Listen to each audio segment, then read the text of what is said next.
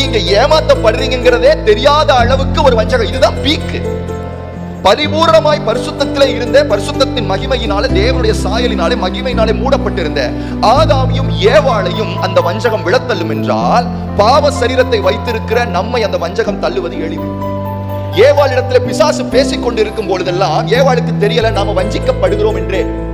நரகத்துல இல்ல பாதாளத்துல தங்களுடைய ஆத்மாவை இழந்து போன, ஜீவியத்தை இழந்து போன எல்லாரும் சொல்ற ஒரே வார்த்தை என்ன தெரியுமா? நாங்கள் வஞ்சிக்கப்பட்டோம். அவருடைய சாத்தான் சபையை ஆரம்பிச்ச நிறுவனர் இருக்கார்ல, அவர் தான் வந்து உலகத்திலே ஹெட். சாத்தான் சபையை நிறுவனர் அவர் தான். அவர் மரிக்கும் பொழுது பேசின காரியங்களை டாக்குமெண்ட் பண்ணியிருக்கிறார்.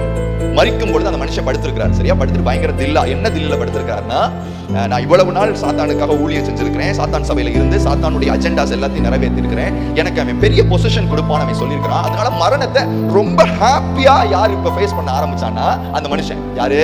அந்த சாத்தான் சபையினுடைய ஃபவுண்டர். சரியா அவர் தான் அதை ரொம்ப சந்தோஷமா எடுத்துக்க போறாரு மரணத்தை. ஆனா மரணம் நெருங்க நெருங்க நெருங்க நெருங்க அவருடைய வாயிலிருந்து வந்த ஒரு வார்த்தை என்ன தெரியுமா? அதை எழுதி இருக்கிறாங்க. என்ன எழுதி இருக்கிறாங்கன்னா, எல்லாமே தப்பா இருக்கு.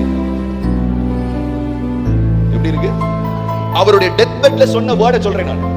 எல்லாமே தப்பா இருக்கு, எல்லாமே தப்பா இருக்கு. இதுக்கு பேரு தான் வஞ்சகம் அர்த்தம். இதுக்கு பேரு தான் ஏமாற்று வேலைன்னு அர்த்தம்.